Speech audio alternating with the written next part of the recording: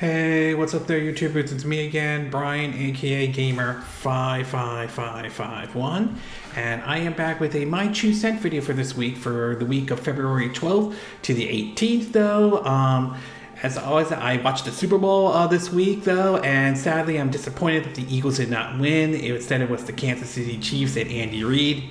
Boo! I was born near Philadelphia, so I'm an Eagles fan. I bleed green, okay? So I stand behind that no matter what, though. And of course, in case if you see my cat sort of come in and all, don't worry. I'm taking care of my cat, Rocky, for my parents and all for this week. Supposedly they'll be picking them up today, which would be Friday, even though this video will go up on Saturday. But anyway, we got 4 stories to cover this week, including the NPD charts that recently came out for January, though. Some comments made about regarding Game Pass that is somewhat controversial depending on how you want to look at it, though. Reports about the possibility that Sony might be gearing up for a state of play, though, and recent controversy has hit with the Metroid Prime remaster, as it seems to be there are reports that the original creators of the 2002 classic for basically on the original GameCube were not credited or anything like that. And if you're interested in where I got a source of these information, though, links will be in the description of this video, assuming you're watching this on YouTube. But before we get started, though, I like to do what I like to call the quick My 2 Cents, stories that kind of caught my attention, but I'm not going to go into a huge amount of details. The first one is reports that seem to indicate that Nintendo was sitting on Metroid Prime Remastered for a year, though. This, I'm not completely surprised on this, as there have been rumors about Nintendo having a history on sitting on a lot of projects and all. I mean, look at Advance Wars 1 and 2 reboot, especially with the whole, delay because of the war in Ukraine and everything like that, though. But hearing this report, though, it does make you kind of wonder to some extent, are there other games that Nintendo might be sitting on that we don't know about that are actually done or anything like that, though? So it's kind of neat to hear about. Interesting, or I wouldn't say neat, but interesting to hear about this, though. I'm hoping that the remaster does well enough, though. I'm planning to pick up the physical version, that this opens the door that we get a remaster of Metroid Prime 2 and Metroid Prime 3, sort of complete the whole trilogy, though, and hopefully we'll hear some information about Metroid Prime 4 will eventually happen, though. We also saw a video of the commercial that was shown during the Super Bowl, basically for the upcoming Super Mario Brothers movie, though. I've seen the commercial myself, and boy, that is like a throwback to the Super Mario Super Show I remember back in the late 80s and everything like that. Oh God, I mean, it's nostalgic, but yet cheesy and dumb at the same time, and this one is no exception, though. The funny part about that commercial was the scene where the woman was talking about the plumbers and trying to look at the script where it says, "You don't drain my savings," and the expression on her face is almost comes off like, what the hell, that doesn't make any sense. But yeah, I mean, the ad's cheesy, dumb, but there's a nostalgic to it, and I gotta give props to Illumination and Nintendo for doing this, though. And yes, I am looking forward to the upcoming Super Mario Bros. Movie.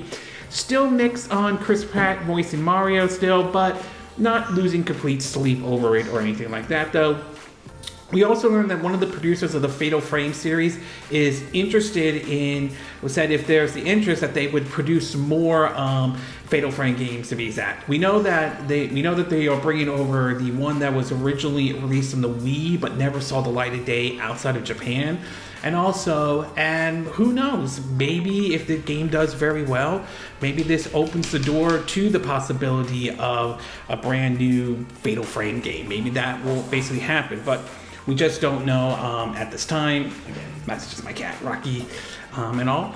We also learned that Nintendo we will be seeing the Game Boy and Game Boy Advance games. These were announced during the Nintendo Direct. They say that the list will grow, though, but they have no new set schedule. So there's a very good chance they might do a shallow drop on some games to the service. Some people are kind of mixed on this, though. Some folks like the idea they don't do schedule. Others feel they should. So it's certainly interesting. It's just going to be very interesting to see how long we have to wait for when they announce, we're dropping these games onto the Nintendo Switch service, though. We also learned that Alan Wake Remastered on the Nintendo Switch is receiving a new update that updates the performance of the game to a stable 30 frames per second. When the game came out, though, there was heavily criticism on basically how the game ran on the Nintendo Switch. It was a pretty bad and shoddy port and all that stuff. So nice that it's getting a more stable,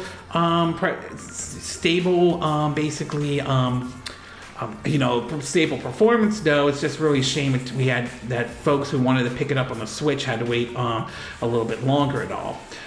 We also learned that basically that Aulx, or the developers of the XCOM and Civilization, are working on a new Civilization game that is in development, though. No word on what systems it will be on at this time, though.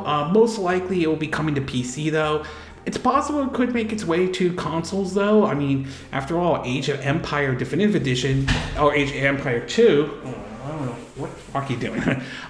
Made its way over to the consoles, though, Xbox Series X and S, so maybe this one will make its way over. Sadly, however, we also learned that basically a veteran who worked there is leaving basically the development studio. So a little bit unfortunate, though. It'll be very interesting to see what he does going forward and all. We also learned that supposedly the developers, or some developers who worked on Apex Legends and Titanfall, are formed a new studio called Wild Lights Entertainment, though. Unclear exactly what kind of games will come out of this, nor basically what system it is. So just that they're just forming a new studio. We'll have to wait and see what games they are working on. It will be very interesting to see what platforms they bring it to, though. We also learned that basically Sega seems to be pretty happy with the sales of Sonic Frontiers, as sales greatly exceeded their expectations, though. I've tried a little bit of Sonic Frontiers, though. I will say it definitely does feel like a step in the right direction for the franchise, though.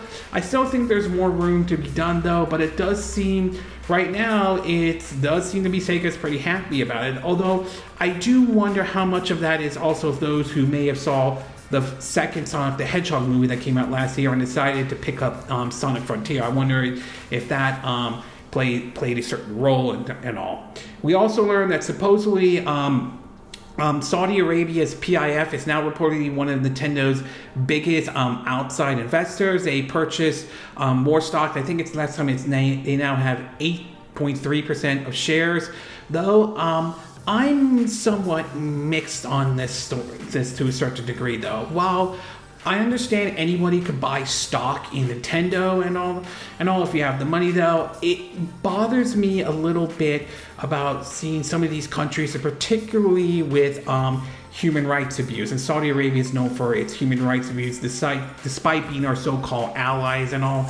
Same thing with China, though. Okay, that's just Rocky. You need to calm down. Same with China and other allies as well. So I'm a little bit mixed on the idea of countries with human rights abuse investing in some of these companies and everything like that. So a little mixed on that. We also learned that Ubisoft said that they will be attending E3 2023 if it actually happens, though. We're still waiting to hear how Repop is going to handle E3 this year, though. There's been some controversy over the fact that some of the big three, Sony, Microsoft, and Nintendo, may not be there, and there's worried about whether Repop will pull this off or not, though. We'll still have to wait to hear more information, and again, a lot of things can happen between now and when June happens, when E3 officially kicks off, though. We also learned that basically the Embracer Group has decided to change its policy on terms of funding, in terms of new games and anything like that. This comes off the heels after it was reported that the Saints Row reboot, which was considered controversial depending on who you asked, did not meet the sales expectation, to the point that basically Voltron was basically merged with Gearbox, which is owned by Embracer Group and all. So it'll be very interesting to see what this means with remakes, remasters, or any future projects going forward from basically Embracer Group and all. It's possible they may have to change how certain things are being done and all. We also learned that supposedly some folks on the internet are still abusing the person that did the model for the video game The Last of Us 2, which is considered controversial, but did very well though. Based on what I've been seeing and hearing so far, I do want to say that when you see people who abuse some of these actors and actresses though, it just reinforces the argument of why the fandom is considered toxic. While I'm not saying everybody in the fandom is toxic, it just reinforces that argument right away though. And in the movie and TV part of our My 2 Cent video though, we learned that basically Netflix has axed the password sharing option right now. This is basically cracking down on it, considering the fact that, well, a lot of streaming services are a lot different now than compared to when Netflix started though. It was originally the disruptor though, but now things are a lot different this time around. So we'll see how well this one basically does, and it will be very interesting to see if we see HBO Max, Paramount Plus, Hulu Plus, Disney Plus, and others. Will be very interesting to see if they do take the approach similar to what Netflix is doing, do something different, or not do anything in regards to password sharing at all though. And of course, last but not least, with the Super Bowl, we had several different things from movie trailers to commercials that were basically shown. In terms of movie trailers, we saw like The Flash, which is kind of interesting considering the issue that the actor who played the Flash though is facing in terms of a lot of legal issues and all that stuff. But the big ones for me were Guardian of the Galaxy Volume 3 and the new TV spot for the upcoming Indiana Jones movie. So this is definitely, so there were some neat ones though. As far as Super Bowl commercials, I mean, there weren't some bad ones, but not every. I just feel a lot of the ads don't really click as much as the ones back, like, in the early 90s or so forth though. I like the Doritos one, including the gym going with, and the guy dressed it up as a Doritos and all. It's just, there's just some ads that are just timely classics and some that just don't really click as much at all. Okay, with the quick My 2 Cent and the movie TV part, My 2 Cent part now done, we'll get started with our first story, and this one has to do with the Metroid Prime remaster and somewhat of a controversy that has kind of emerged, particularly those who were directly involved or those who weren't really credited though. Now, one of the biggest surprises during the Nintendo Direct last week was the big announcement that Metroid Prime Remaster actually did exist and all. And they showed off a bit of the trailer, which looks like the game looks definitely cleaner than what it was when it was originally released on the GameCube and then ported over to the Wii. Though, it looks like modernizing the controls and all that stuff though. It was shadow dropped onto the Nintendo eShop, but a physical version is being planned for basically February 22nd though. I believe I pre-ordered mine and all. But recently there's been some issues that kind of emerged, not from the gameplay or anything like that, but mostly from certain developers not being credited though. While it does seem to be that the folks who worked on the game were being credited though, it seems that the original staff, those who worked on the original Metroid Prime, sadly are not though. In an article from GameIndustry.biz, it reads, quote, Metroid Prime Remaster is the latest title to be criticized from omitting developers from its credits, in this case, the game's original developer. Zoid Kershak, if I'm saying the name correctly, who was a senior engineer on the 2002 Nintendo title, shared via Twitter that rather than include the full original game's credit, it instead features a line based on the work of Metroid Prime original Nintendo GameCube and Wii version development staff. Chris acknowledged that many studios did amazing work on the remastered, but said he felt let down by this decision. I worked with so many amazing people on the game, and everyone's name should be included in the remastered, not just the single card like this.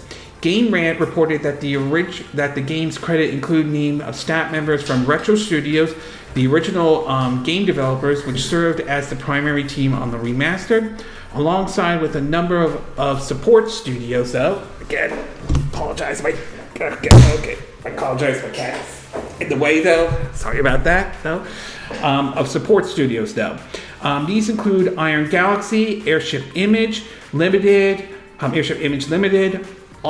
Atom Hawk Design, CG Bots, Gamish Inc. Liquid Development, Original Force, Shanghai Mindloader, Digital Technology, and Zombot Studios. Credits omission is a long-run problem in the game industry, most recently typically by striking distance, leaving around 20 former employees out of its credits for the Callisto Protocol, though. Even previous Metroid release, Metroid Dread, received acclaims after former Mercury Steam staff objected to be left out. And it also worth pointing out on IGN, which also talked about this, also pointing out how last month, though, The Last of Us co-creator Bruce Straley spoke out about his lack of credit on the HBO show, and notes it may be a reason for unionization, though. Now, there are some that will make the argument and say, quote, it is their game, they can choose to do this or not. And that is true to a certain extent. But still, I do think it's important that the original staff should get credited for it. Even if they left the project, though, I still think they should be credited to some extent for their contributing parts, such as, we like to thank the people who were part of this project for a little bit here and there, though. So I really think that they should at least be credited to a certain extent, even if they didn't play a huge role or anything like that, though. I don't think this will have I'm not sure this game will have an impact on the sales for Metroid Prime Remastered, just like I don't think this will have just like this really didn't have an impact on Metroid Dread or anything like that. But still, I think it's a little bit unfortunate, and I really think everyone should be credited who helped out with this game, even those who may have played a small role or was just there for a bit and then left to do other things and all that stuff. And yeah, I think the original staff who worked on the original Metroid Prime should also have their names on that list. So yeah, I kind of can understand the argument for why they should have been credited at all. As for whether this opens the door to unionization or not, that remains to be seen. It's unclear if it will or anything like that. But like I said, when it comes to unionization, my position has always been it should be up to the employees to decide. They should weigh the pros and cons to determine if this is the direction they want to go or not. So overall, I would say I understand it's Nintendo IP. They could choose to do this if they want to or not, but I will also agree at the same time that I think the original staff should have been credited because of the fact that they helped made, the original classic, the 2002 Metroid Prime, and they should have been mentioned into the credits as well. Even if it says, we'd like to thank the people who created the original GameCube and Wii Metroid Prime game and all, and they should have been credited in this game, though. Okay, we're going to take a quick break, and when we get back, we'll get to part 2. And this one has to do with the reports of the possibility that a state of play could be happening, though. So we'll take a quick break, and we will be right back.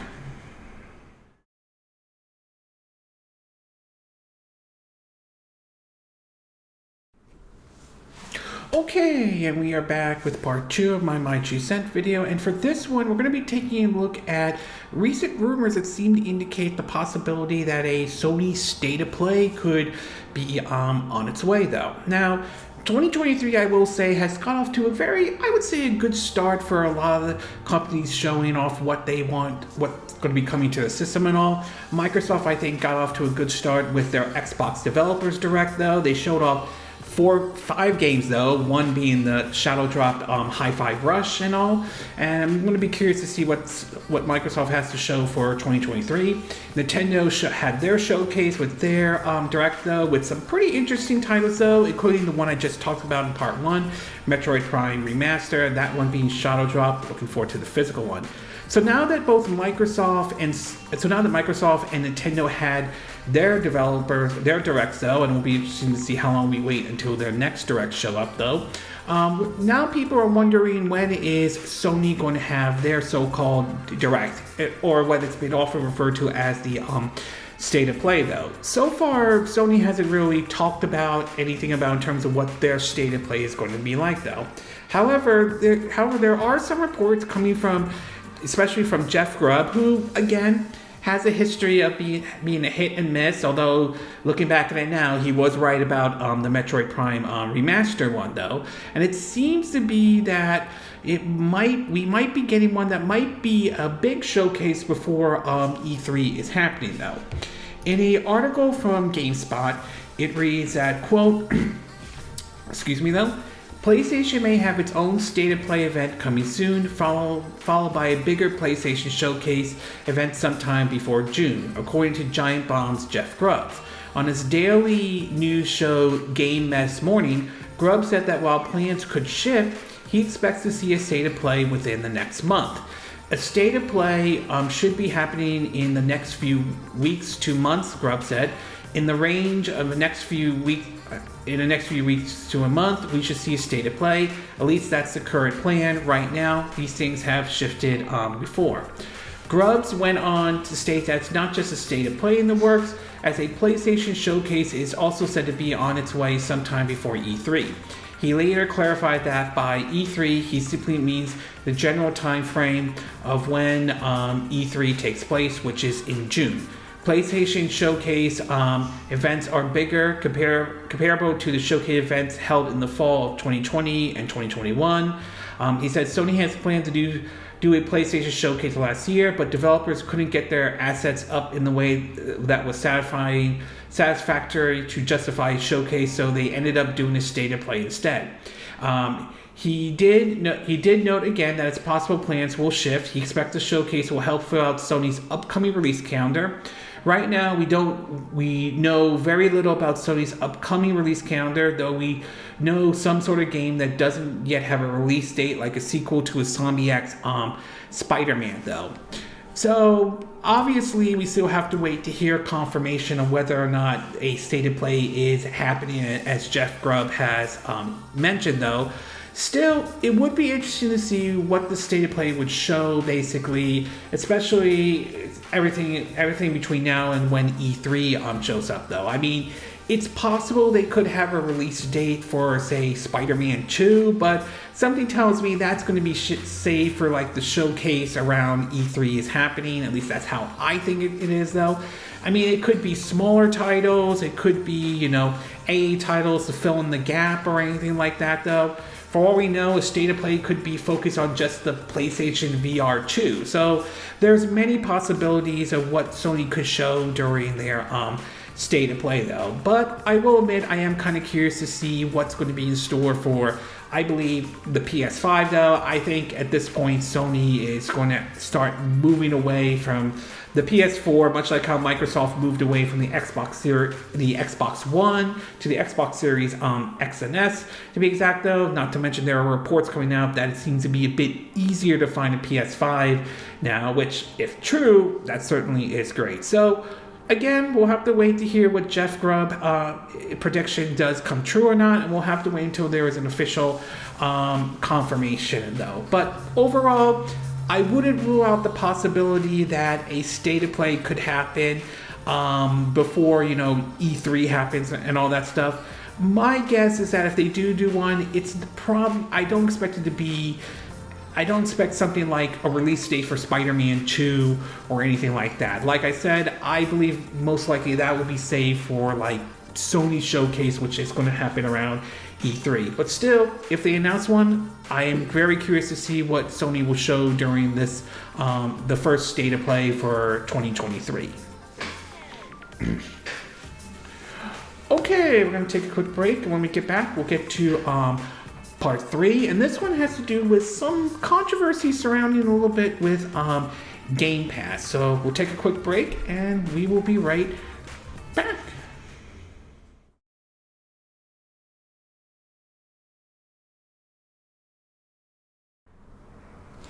Okay, and we are back with part 3 of my 2 cent video, and for this one, we're going to be taking a look at Game Pass, and something that has come up that has caused a little bit of a controversy, and this has to do with the UK's findings during the whole Microsoft purchasing Activision Blizzard for $68 billion and all. Now, as far as Game Pass goes, though, I've been subscribed to Game Pass since I've gotten my Xbox Series S, though. And I will say there are certain things about Game Pass I do like about it, though.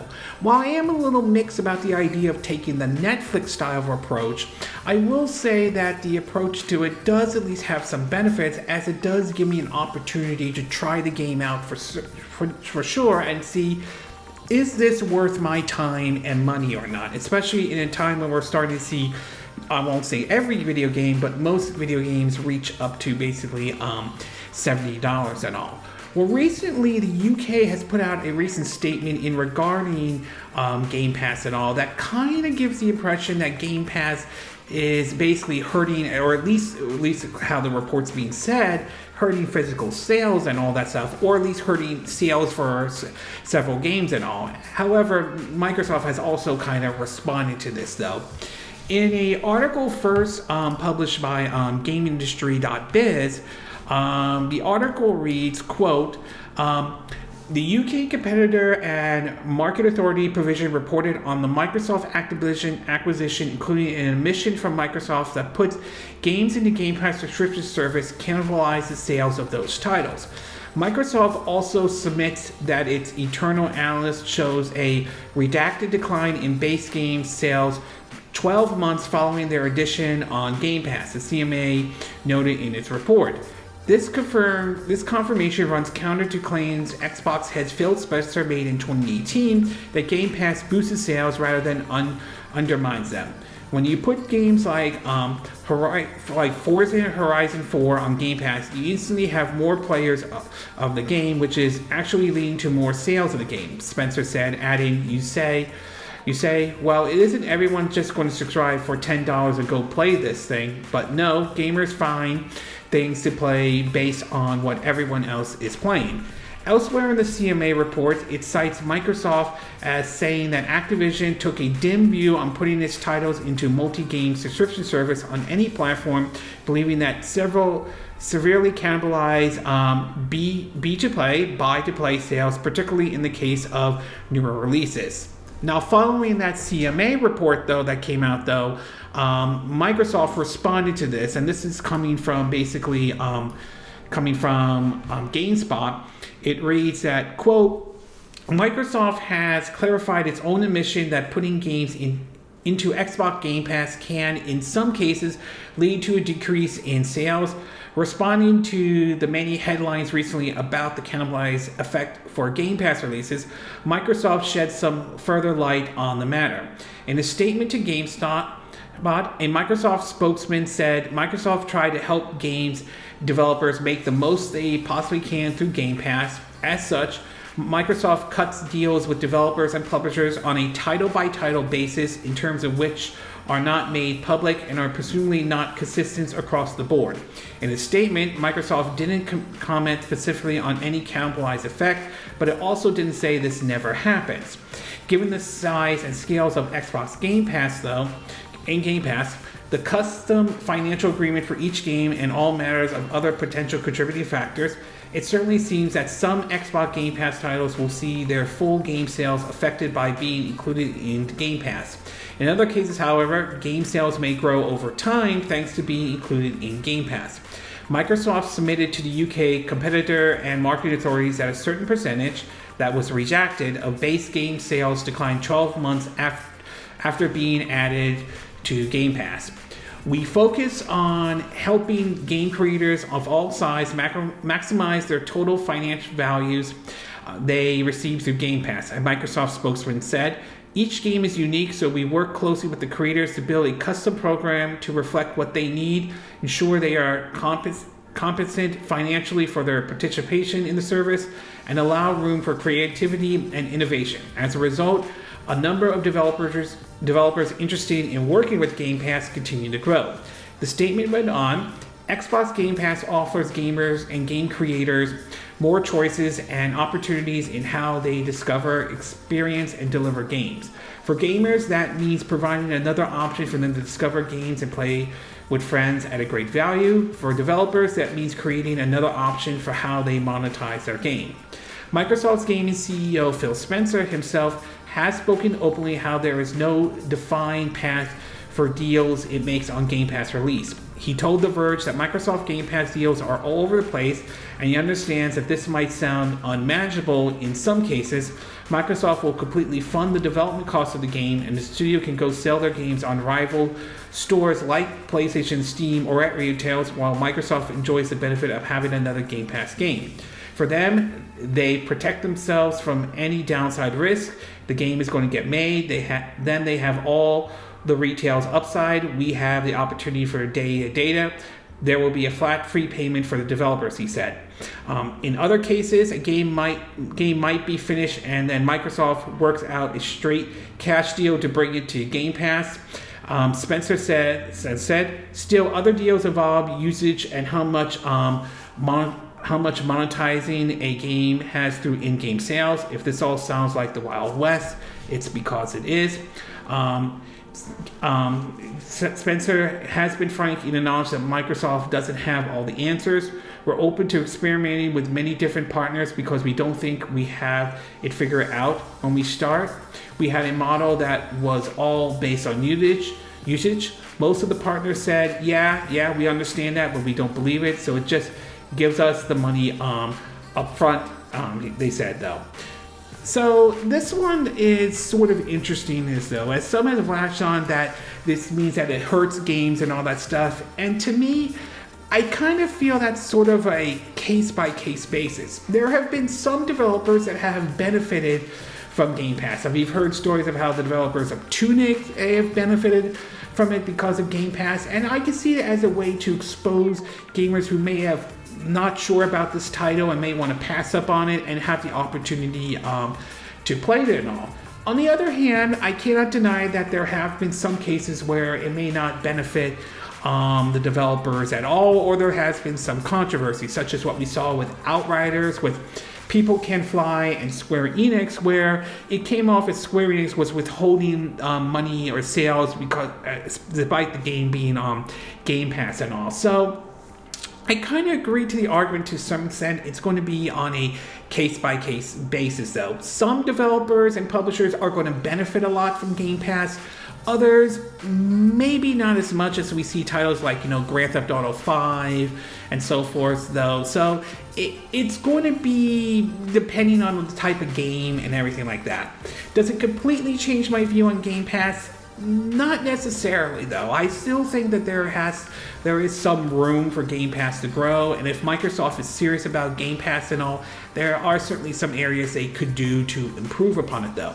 But the concept, I still don't disagree with it, because the thing about Game Pass that I like about it is it gives me the opportunity to try out the game and determine, is this worth my time and my money? This is especially true with the upcoming games like Starfield, for example, which as much as I want to look forward to that game, given Bethesda's history, despite some of the games that Bethesda has put out, again, I love Hi-Fi Rush and all that stuff, we saw how it played out with Fallout 76 and all, so I'm a little iffy with Starfield.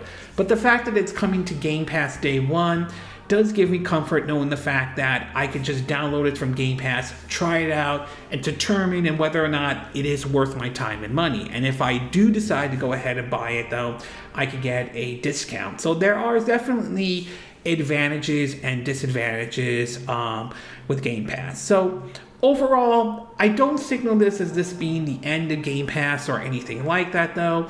I do think that Microsoft may take a look at it and see what areas they can improve upon, what areas they may or may not change, but I don't signal this as this is the end of Game Pass or anything like that, though.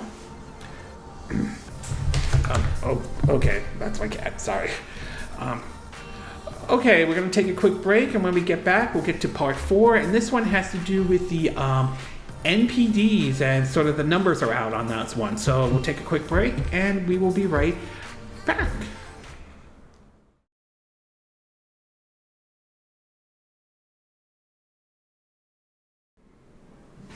Okay, and we are back with our fourth and final part of our My 2 Cent video. And for this one, we're going to be taking a look at the NPDs that have come out though. Now, what's normally the NPDs, they would show, you know, the last 12 months and everything like that, and the Nintendo, Xbox and all.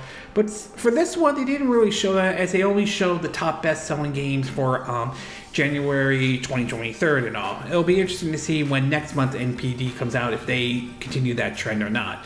But this one kind of is interesting because we got a chance to see and look at several games, ranging from Fire Emblem Engage to Forspoken, and where they basically rank it all. According to VentureBeat and according to what was released basically from the NPDs though, here's where everything stands in terms of the 20 best games of the month in the US though.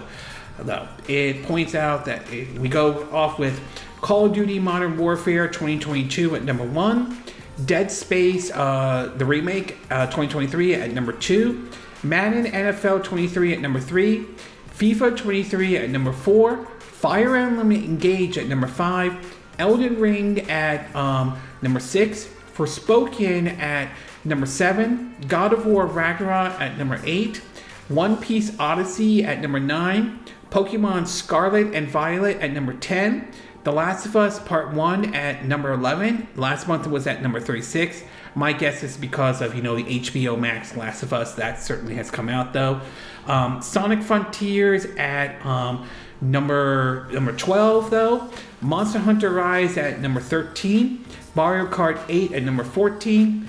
Minecraft at number 15. Need for Speed Unbound at number 16. Just Dance at 2023 edition at number 17. Excuse me. NBA 2K23 at number 18. Marvel Spider-Man Miles Morales at number 19. And NHL 23 at number 20. A couple things that they pointed out though about this though.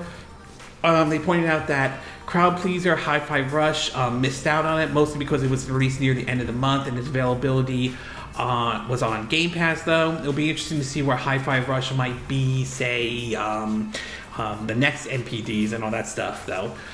They did point out several games that made it onto the list though. Last of Us likely benefited from the popular basically HBO Max.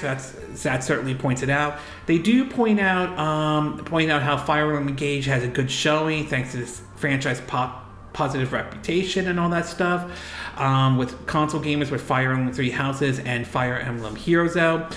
They point to Forspoken, and according to VentureBeat, they're sort of pointing it out as a sort of a mixed bag. As it reads, Forspoken, on the other hand, didn't reach as high as the other two, coming in at number 7.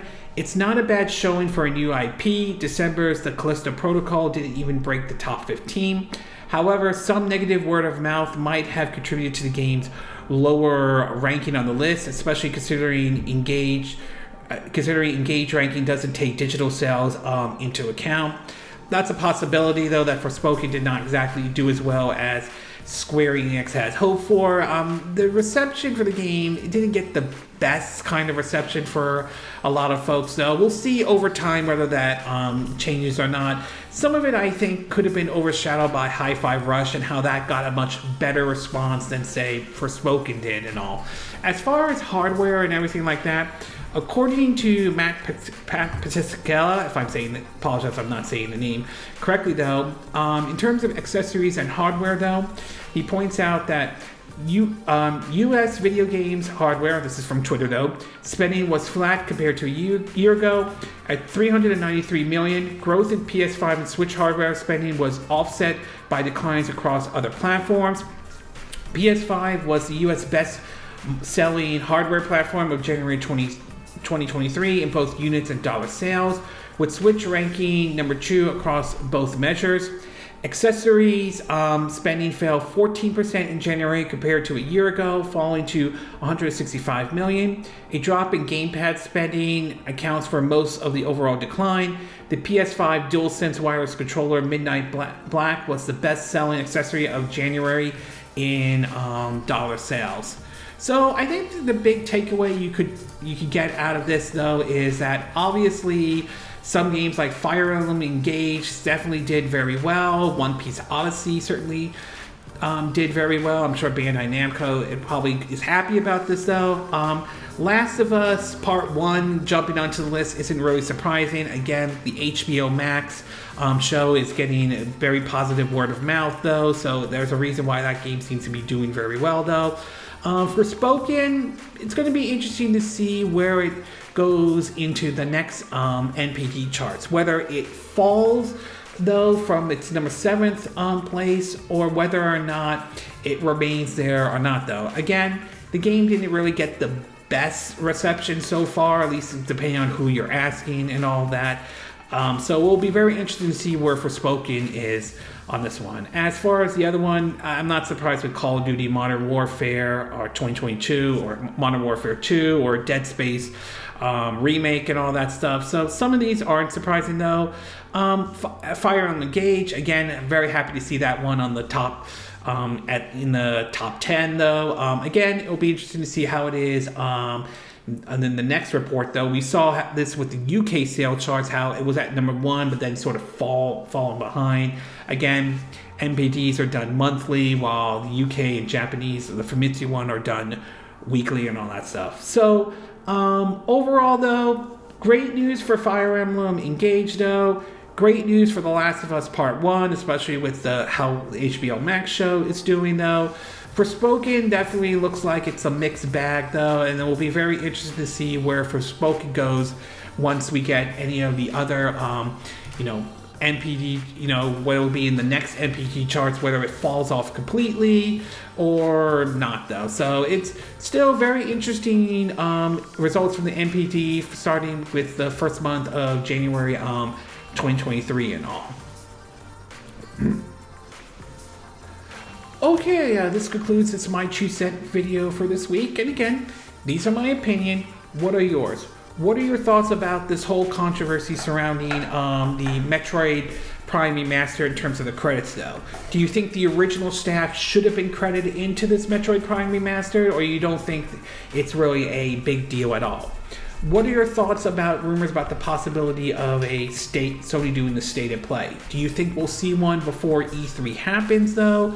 And if so, what kind of State of Play do you think we'll see? Do you think we'll be some maybe smaller titles though? Do you think they'll show some big titles? Do you think it will just focus on PlayStation VR 2 though? What are your thoughts about the recent comments regarding Game Pass? Do you think Game Pass does have a negative impact on games that are on the service though? Do you think it has a positive impact? Do you think it's a mixture of both? To be exact though, has this discouraged you or told you to cancel Game Pass, or are you still sticking with it in any way? And what are your thoughts about the NPD charts? Were you surprised to see where Forspoken was ranked though, or Fire Emblem engaged in any way? Do you agree with what I said in this video? Do you disagree? Do you have a difference of opinion? As always, excuse me, sound off in the comment section below. Let me know what you think. And if you do like this video, I hope you hit the like button. I will appreciate it. And I hope you do subscribe to my YouTube channel. If you do, make sure you hit the bell icon for notifications of any new videos I put up. Also, feel free to share this video if you want to, and feel free to donate to my channel if you like. You can do it through PayPal me or Patreon. Links will be in the description of this video, assuming you're watching this on YouTube. And I will see you again next time when I do another video. Hopefully that'll be soon. Until then, from Southern California, wish you all a good day then. Bye.